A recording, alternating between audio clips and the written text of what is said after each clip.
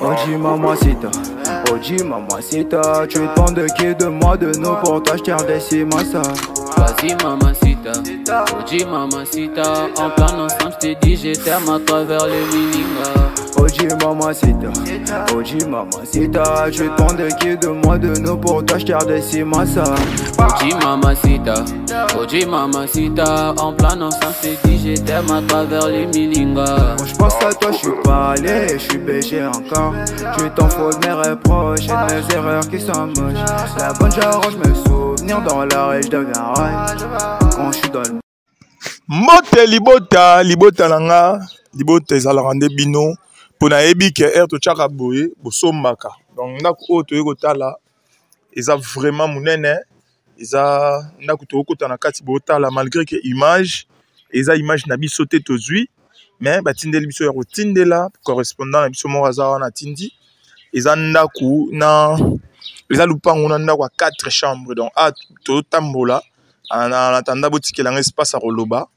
Donc to tambola ndako eza ya 4 chambres, salon, cuisine, salle de bain. Ndenge ezalaka toujours ba toilette ezali, mamuto ezali. Ndako oyo eza bien. Donc eza na style ba salon ba mouvancier, salon munene. Ndenge ezalaka toujours salon donc eza lokwa pona nga na benga eza lokwa double salon. Donc eza ma munene, moni ndeko azolakisa. Ndako ndenge ezali ba chambre ya minene, salon munene, cuisine, ba chambre ba sera ba mouvancier nde ba banda kotonga.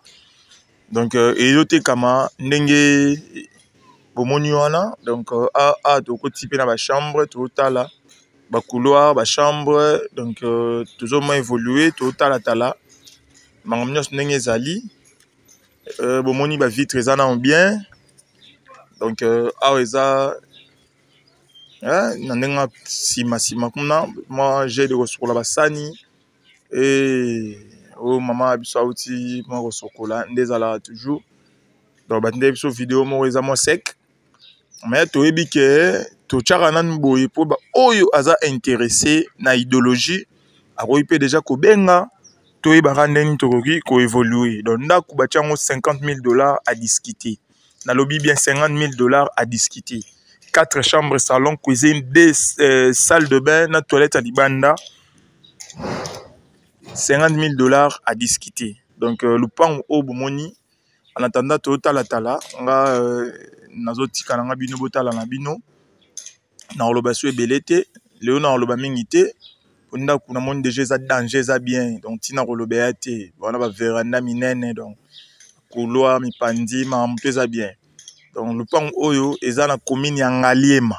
Leo na zongi Ngaliema ya la commune ya Ngaliema eza na quartier Finda. Ngaliema quartier Finda. Référence ezali église, référence tango eza église Saint-Cyprien, soit église Laborne. Donc eza na Mbinza ozone, Ngaliema Mbinza ozone quartier Finda pona ba oba ebi ozone ndenge ezala quartier Finda.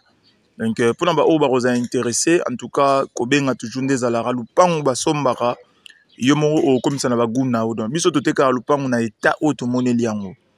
Lupango eza mamunene. Eza mamunene avant biso moto sa suba maramususu tozo tcha déjà pour ba oyo ba rozala intéressé na kozwa lupango oyo.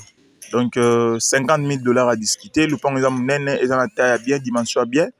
To tchango boye né na lobby $50,000 à discuter na commune ya Ngaliema Mbinza ozone quartier Finda. Debi ke to sengaki abima libanda azula biso pe espace libanda mo mukie na ebité soki azwa ngona ba norme ndenge to lingela voilà avenir yango wana bomoni ba voisin pe bazaya bien